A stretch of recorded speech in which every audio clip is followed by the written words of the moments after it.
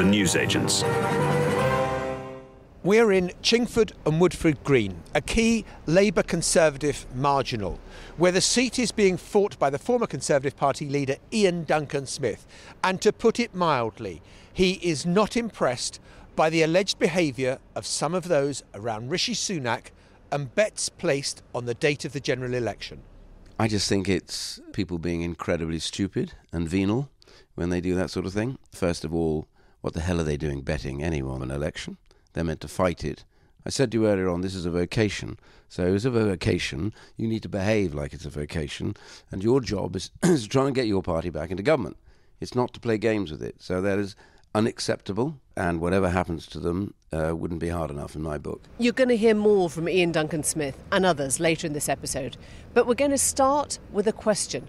What on earth is going on at the heart of the Conservative campaign and these allegations into dodgy bets?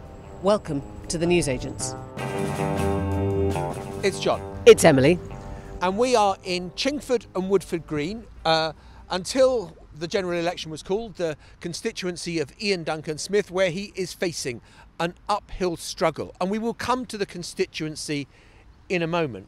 But we need to start by talking about the headwinds that are rocking the Conservative campaign right now, with the news that the director of campaigning's wife, who is a Tory candidate, is being investigated for betting on the date of the general election, when presumably she knew when that was going to be because she's married to the director of campaigning.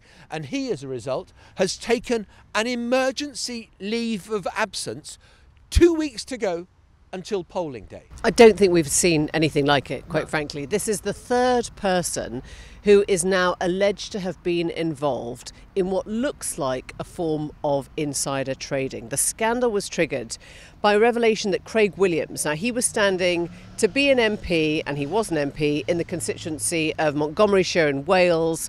He was a close aide to the Prime Minister, and he placed a £100 bet on there being a July the 4th election.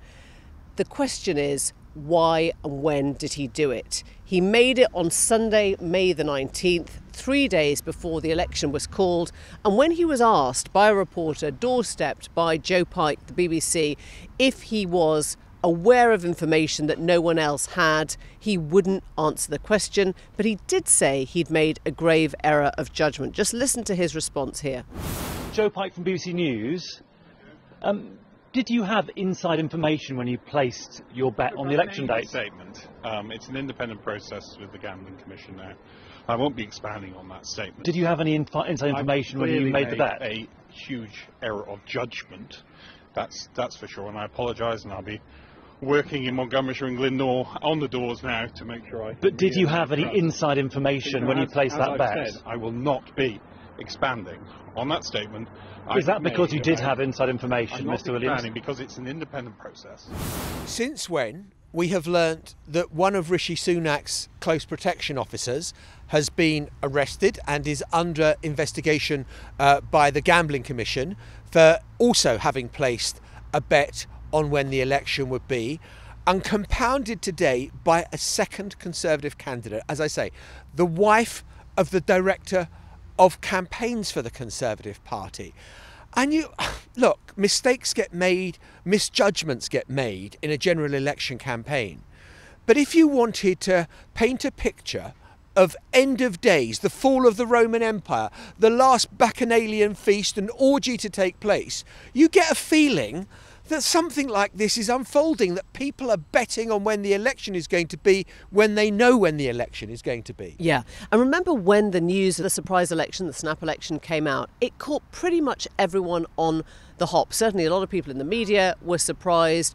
Few people had more than about 12, 24 hours notice, except for this very, very tight group around the Prime Minister. We reckon it was about 20 people, maybe 24 people who would have been in the know. And at the time, I remember the narrative was, isn't it amazing how unleaky this group is? Isn't it amazing how tight-knit they've been?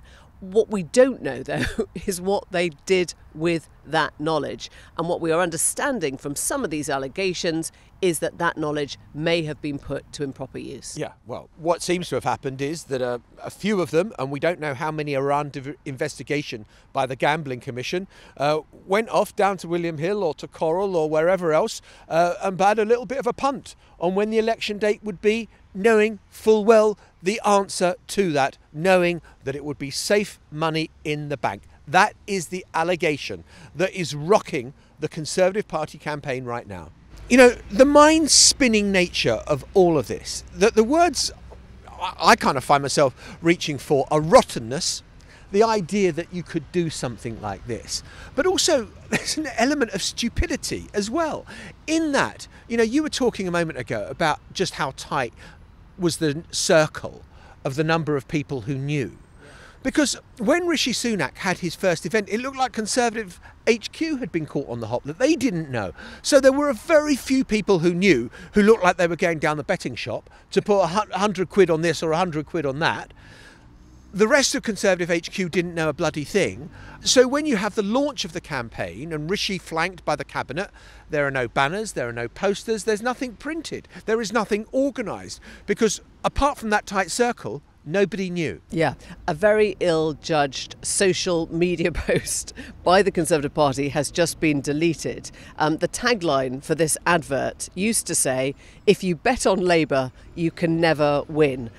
They've now taken that down because I'm guessing nobody right now wants to be associated with any kind of betting shops, flutters, or anything that looks like a gamble. And I think we should say that this is coming at a point where we should be at sort of peak what on earth is going to happen, right? Peak political jeopardy. What on earth is going to happen? We are recording this at midday on Thursday, and literally in 2 weeks' time, you will expect there to be people going in and out of the polling booth trying to make their decisions.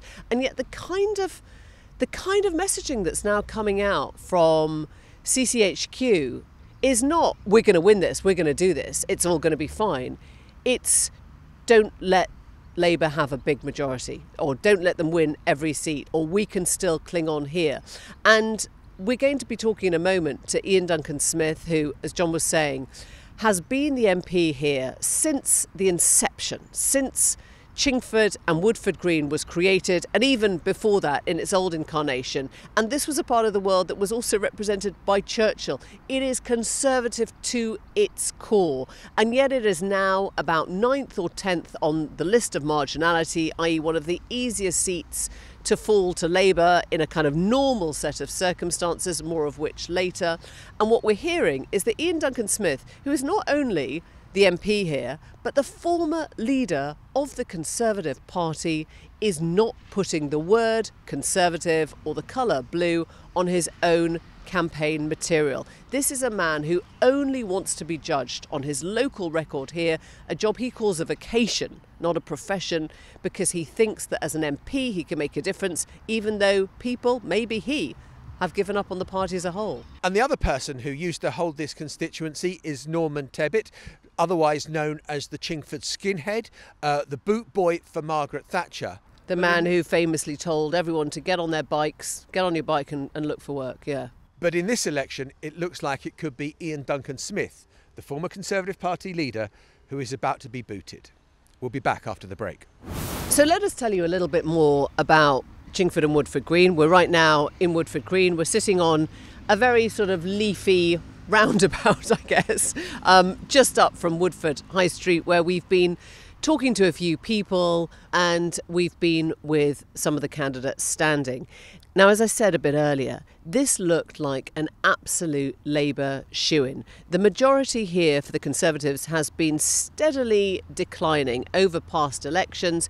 Iain Duncan Smith has held on as the stalwart and a very familiar figure here, but his majority has been eaten away last time by Faiza Shaheen, who was the Labour candidate in 2019, very much friend of the sort of Corbyn wing of the party, and a very well-known, kind of well-understood figure in this part of North London. What happened a few weeks ago took everyone by surprise.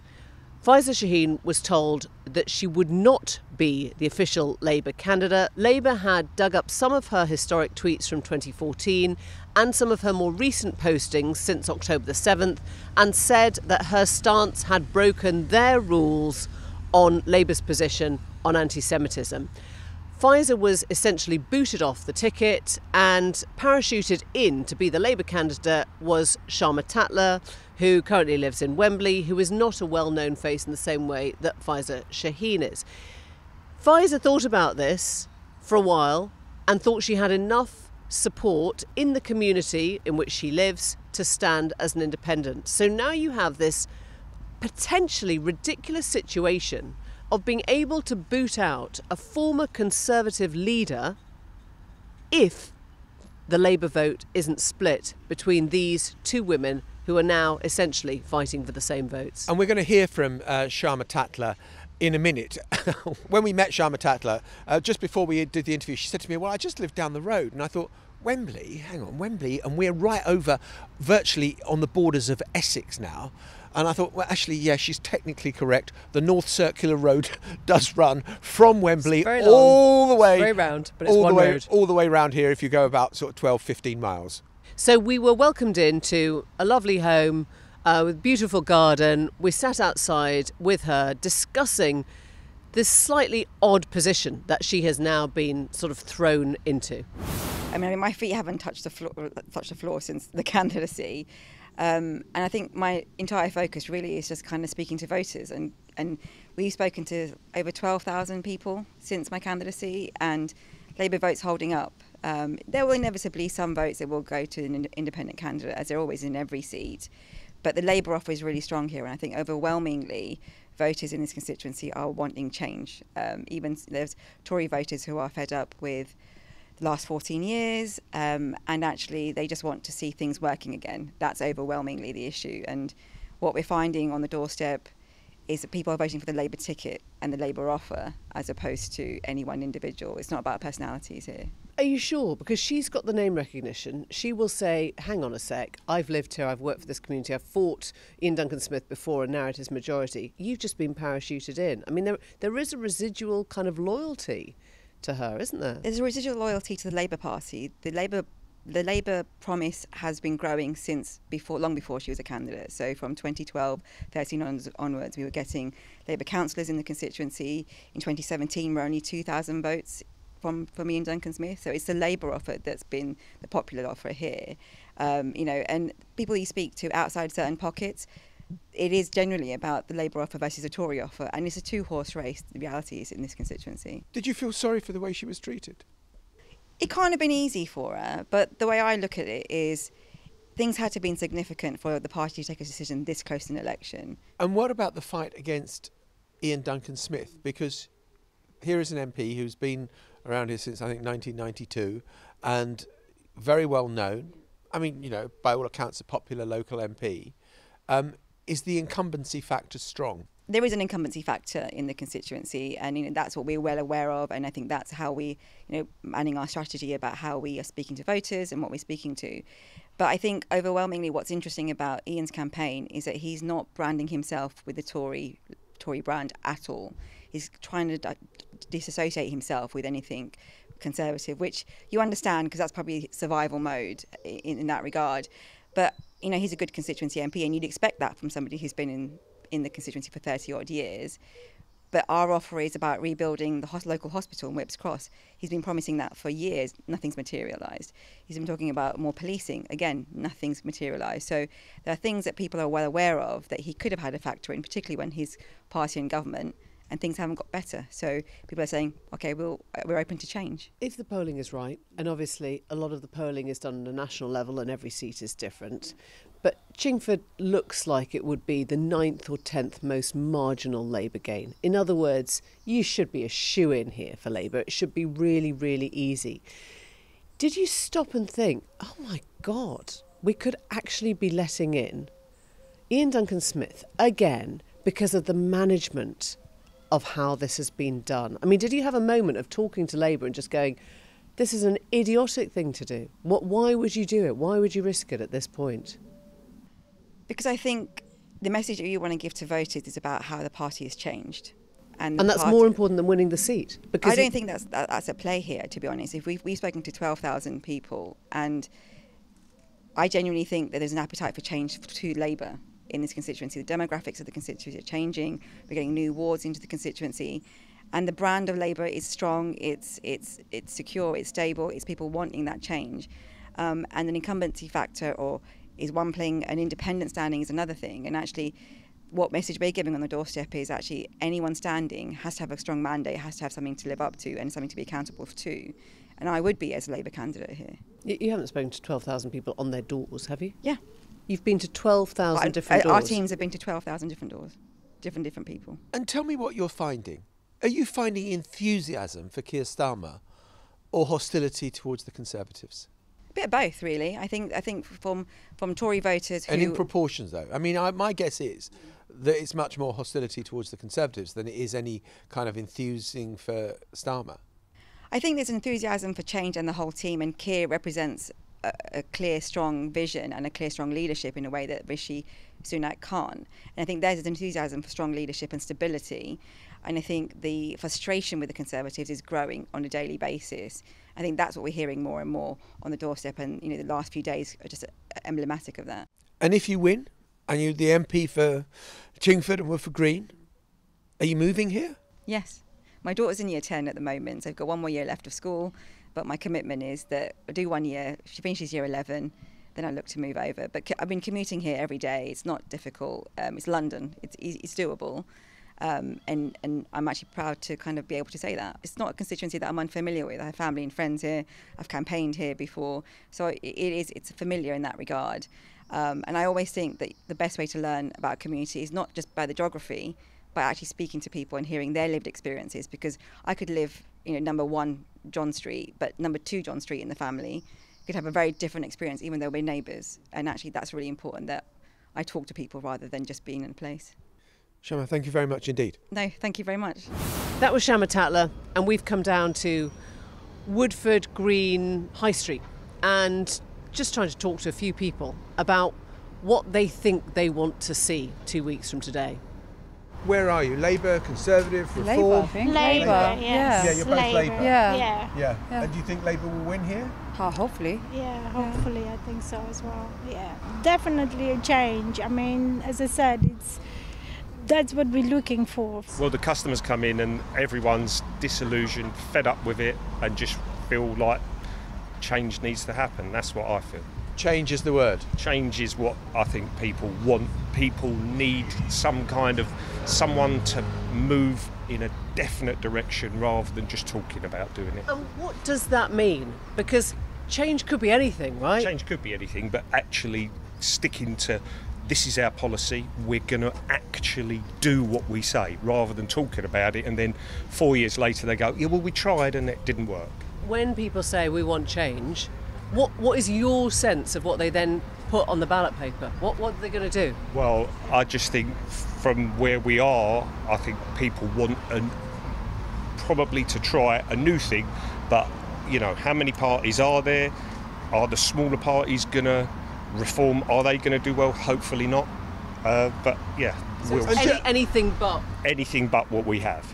So I thought it was really interesting just how many people were using the word change, and I don't know whether that is genuinely what is in their heart or whether it's the subliminal receiving of messages from all the Labour Party campaigning, because that's the one word on all their posters. But I mean, it wasn't like there was a heavy commitment to Keir Starmer, but the desire for change is profound. Look, I think the word was used a lot to us, and I suppose Labour messengers will be very happy with that. But it doesn't necessarily mean either that they know Labour is the party that's using this word change, or that they will vote Labour. There are lots of other parties on the ballot. And I think what you have to remind yourself of is actually how uncommitted most people still are to this election in 2 weeks' time. We know you're not, listeners. We know we're pretty, invested. But most people are still kind of saying they don't know who the MP is. They don't really know what the parties are. They're not quite sure of when the election is or how they're going to vote. And I think all that adds up to something that is really about where people's lives are in all this. They are not consumed by an election campaign. Well, the person who is consumed by the campaign is Iain Duncan Smith, and we've come now to South Chingford Community Library, his pride and joy, because he's played a critical role in establishing this library, and it's kind of a thriving place. And we sat down with Iain Duncan Smith to ask him about the changes he's seen in this constituency over the past 3 decades that he's represented it. Well, we're joined now by Iain Duncan Smith, who has been the MP here since the constituency really began, since it was named. 32 years, Iain, can I be really indiscreet? How old were you when you first became an MP here? I think I was 6. That's exactly what I was What thinking. a great answer. I think I was 38 when I first came here, and completely unknown at that stage. So when I won this seat, nobody knew who I was. All the great hopefuls, John Whittingdale and everything else, they lost, and I won, and that was a big surprise. So Norman had to have lunch with me immediately after to check me out. So That Norman being Norman Tebbit, Tebbit. and it was Churchill's before. beforehand. Yeah, I mean, yeah. And sometime everybody before knew that. Norman then. And how do you feel that the place has changed in that time? Well, demographically it has shifted. A lot of the people, what I would call the original traditional Chingford residents, got older. They've moved out. Ironically, a lot of them are in Clacton. I went there once on the by-election a few years. Which, of course, where Nigel Farage is standing. And I was knocking on doors and I said, what the hell are you doing here? You're supposed to be back in Chingford. They said, well, we moved out for the sea. So the drift has been in that direction. And then demographically it shifted, reflects quite a lot of what central London is like, and that's becoming certainly the bottom end of the constituency is more like. Yeah, younger families certainly coming in, and different religions, more Muslims moving in as well at the same time. So it's changing quite a lot, but I think most London seats are shifting like that. And if we look at what are the most marginal seats in the country, this is right up there. Yeah. Given the state of the polls, where people are talking about some kind of version of Armageddon arriving for the Conservative Party, is it possible that you can hold on here? Well, they say Armageddon, but I'm getting on with it here in this constituency because we run a different campaign. My campaign is all about what matters here. Who do you want to be your representative? Not what do you want to be, but who. And my whole campaign is all about the fact of what I've delivered here, what I stand for in Parliament, the fact that I'm big enough to fight anybody.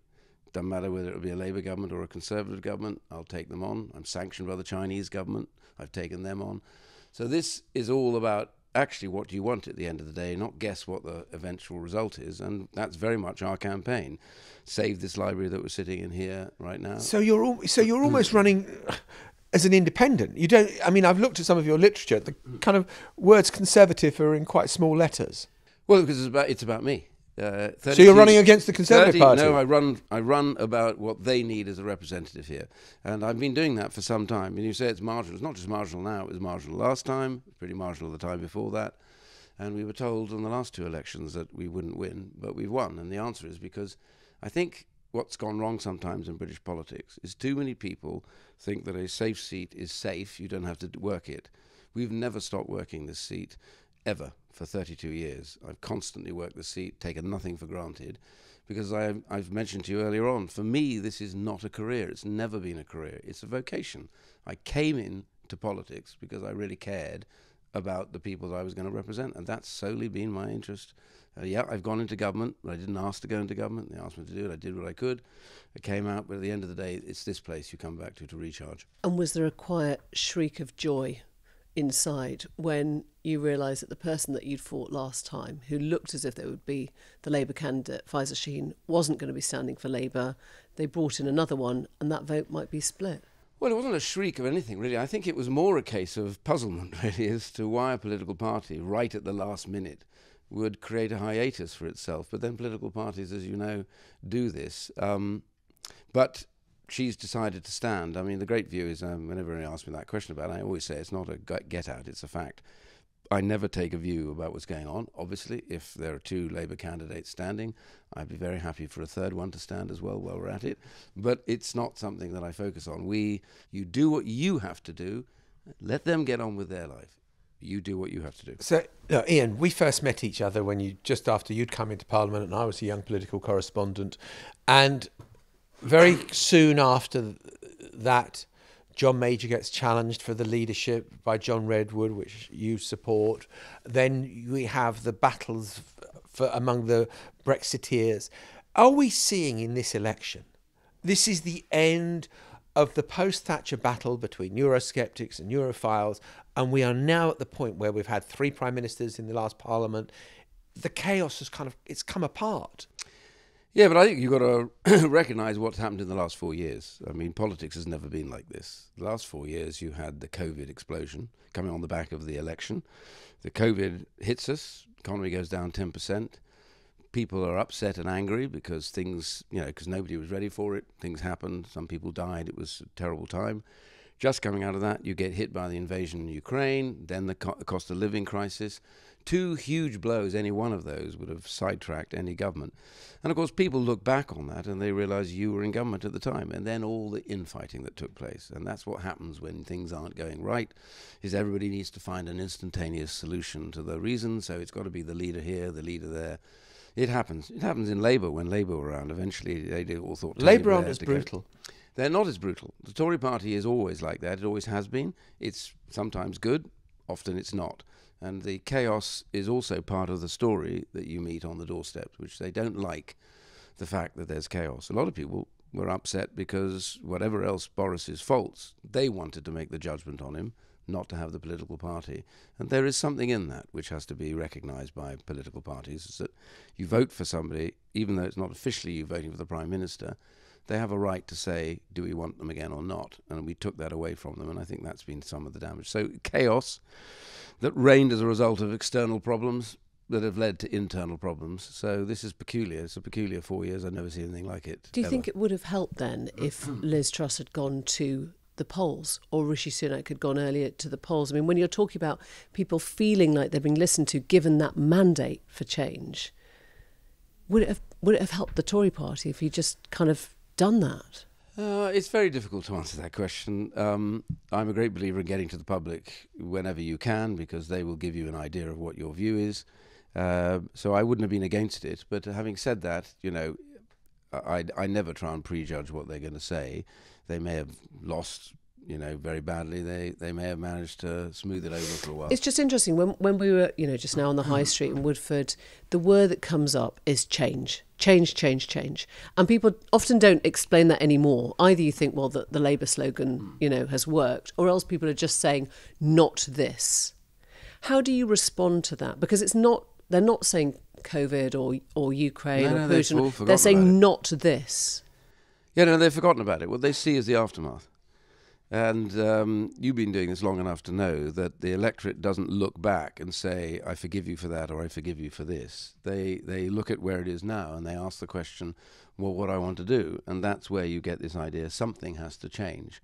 It doesn't necessarily mean a government has to change, but it means something has to change, and therefore they look to see who's going to make that change. And on the streets right now, it's the one thing I do see is that people are really, really concerned about it, and the cost of living thing has hit them very hard, and that's the big thing in their rearview mirror right now is how do we get out of this? So that's what the change is. And can I just talk to you a minute about kind of where we are in the campaign? Because you said you can't remember 4 years like this. I cannot remember a campaign like this, whether it be leaving D-Day early. I cannot imagine Iain Duncan Smith as the Conservative Party leader or the Prime Minister leaving a D-Day celebration early, correct? Yeah, I'm a ex-serviceman, so the thought wouldn't have occurred to me. Can you explain it? Can you rationalise what happened there? No. I think, now I look back on it, what happens in all these things is that you're under intense pressure during a campaign and you're being called to do this, everyone says you've got to do this, you've got to do that, and the team around you gets internally too fixated on the next thing you've got to do. And normally what you need to have is somebody who is big enough to stand back and go, stop, what are you doing? Think. The number one question I've always said to everybody is before you finally do it, ask the question, what does this look like? All the technical stuff, all the reasons, all the arguments are all brilliant, but then just step back and say, how does this look? What's this going to look like to those who are going to vote for us? Let's think about that carefully, because even if this is really important, the most important thing is people look at you and they think, They're straightforward. They're going to do the right thing. We're not beat around the bush. This was damaging. He knows it. We all know it. It was damaging because it could have been avoided. I think what was going through their head was they're going to meet all these people at the G7 in a week's time. So why do we need a photograph with them? But that was the point when you needed to say, stop. This was about D-Day. And even if you're meeting them again, it won't be about D-Day. You should have been there. So he knows that, though. And what about what we're hearing now? There's 2 parliamentary candidates, one married to the director of campaigns, who've placed bets, allegedly, on the date of the general election when they knew full well when the date was. What do you think? I just think it's people being incredibly stupid and venal when they do that sort of thing. First of all, what the hell are they doing betting anyway on the outcome of an election? They're meant to fight it and don't make money out of it. That's definitely not the case. I said to you earlier on, this is a vocation. So as a vocation, you need to behave like it's a vocation, and your job is to try and get your party back into government. It's not to play games with it. So that is unacceptable, and whatever happens to them wouldn't be hard enough in my book. The truth is, the public wants to look at you as a government and as individuals and say, we can trust you. We may not agree with you, we may not think you're right all the time, but we trust you because we think your character is right. And if you make the wrong decision, you will know it and you will rectify it. And we lose that when we start playing games with where we think the future lies. And they hate that. They absolutely hate that because it destroys their sense of who you are. And that's the point about if you think it's a vocation, you care about how they see you. Not that they agree with you, but how they see you is really important. Iain, as well as being a long-standing Chingford MP, you were also a Conservative Party leader, one of the few in recent times who wasn't Prime Minister. I wonder when you look at the last Prime Ministers, Liz Truss, Rishi Sunak, maybe Boris Johnson over Partygate, do you think, oh my God, they've squandered this opportunity? They've squandered the integrity of my party. I mean, do you ever have a sort of personal sense of, I never had the chance to do that, and they've lost the public trust? Well, I don't look back and regret. I stood as leader. I would like to have fought an election, but, that wasn't to be. But the reality, I think, though, when I look at this last 4 years, which is a real microcosm of my time in Parliament, but the last 4 years has been a loss of trust, and that's the most devastating part of it. We got elected to do certain things. Now, the problem was we got knocked on one side by COVID. Every government would have done, Labour, it doesn't matter who was there.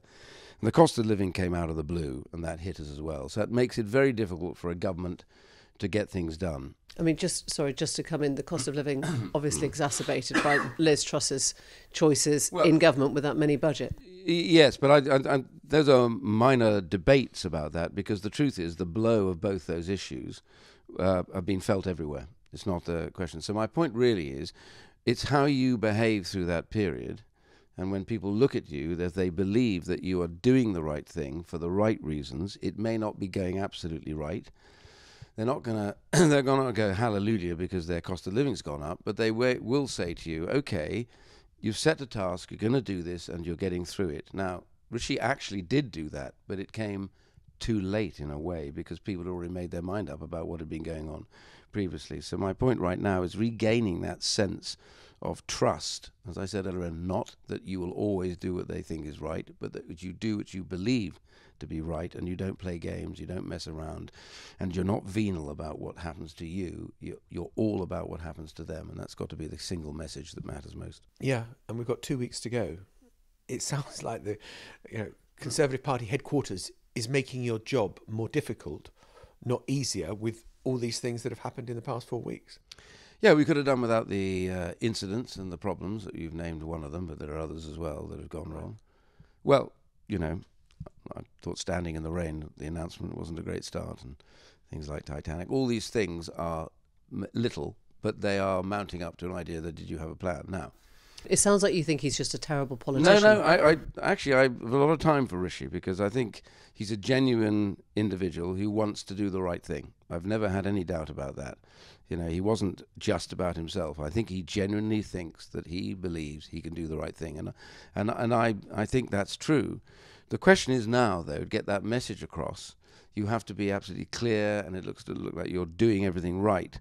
And I think those early starts to the campaign weren't helpful. But having said that, people are going to have to make their own judgment at the end of the day about whether they think the man that's standing to be Prime Minister is genuine or whether or not they're hiding from you something. And the truth is, right now, they've got to make their decision about both Rishi Sunak and Keir Starmer. And Iain, without trying to put you on the sort of psychotherapist couch, you're fighting for every vote you can get. You've got 2 weeks left. I know you're out on the doorstep. How will you feel if you lose? I mean, what will that be like? Well, I've lost before. I lost the leadership. You pick yourself up and you get on with your life. I mean, it's been a privilege. I've been here 32 years, and I genuinely mean it's been an absolute privilege to represent my constituents. If they choose at the end of the day that I'm not the one, you're not going to see me going off in a huff or crying. You'll still live here, will you? Yeah, I will always. I'm the patron of this library right now, and I'll be back here helping them out whenever there's necessary, or other issues in Chingford. I'll do what I can for it. But as I said earlier on, this was not a career. It was a career I'd have been gone long ago. It's all about what happens here. I genuinely mean that, and I keep saying to everybody that comes in that's new, I said, if you came in for a career, you'll be disappointed. But if you came in because you really care what happens to your country and to these people who live here, then you'll feel satisfied, even if at the day they say, sorry, you're not the one for us. But if they say at the same time, we think you've done a good job, that matters more than anything else. Iain Duncan Smith, thank you so much. Thanks very much. Thank you. Look, this is a campaign interview, and I'm sure maybe some of you are thinking, why didn't you talk Brexit? Why didn't you talk pensions? Why didn't you talk welfare reform? What I would say, whether you like his politics or not, he represents a class of MP which puts service and duty kind of above personal gain. And I think, the passion he feels for this constituency, 32 years on, is evident. And can be seen across every party. I think what we've got to get used to is this idea that Parliament will look really different. If the polls are right, Parliament will look very, very different 2 weeks from tomorrow. There will be names and faces that have been part of the political fabric of this country for decades that suddenly no longer represent the places that we associate them with on the map. And there will be people coming in who we've never heard of with no track record, and we're going to start all over again. It's a new generation. It is something that feels right now like we're on the cusp of an end of an era. He may win yet. He may hold on here. But overall, this feels like the beginning of the end of an era. And hearing Iain Duncan Smith talk about the Chingford voters moving out to Clacton, that's the next battle line for where these residents are now living. And as if to sort of bring that all together, just as we were packing up, the whole thing is encapsulated by one exchange, a young dad with his little boy on a tricycle, the dad steadying him along. And he asked us, who do you think's going to win? And we said, who do you think's going to win? And he says, Labour, straight up Labour. He's the new demographic, the families, the young people, the small kids coming to a leafy part of North London thinking this is going to change. And my take-out thought as we go is Iain Duncan Smith's use of the word venal to describe some of those who are running the campaign at Conservative headquarters, and his sense of disappointment, the feeling of end of an era, that something has changed in British politics and not for the better. We'll be back tomorrow. We'll see you then. Bye-bye. Bye for now. The Newsagents. This is a Global Player original podcast.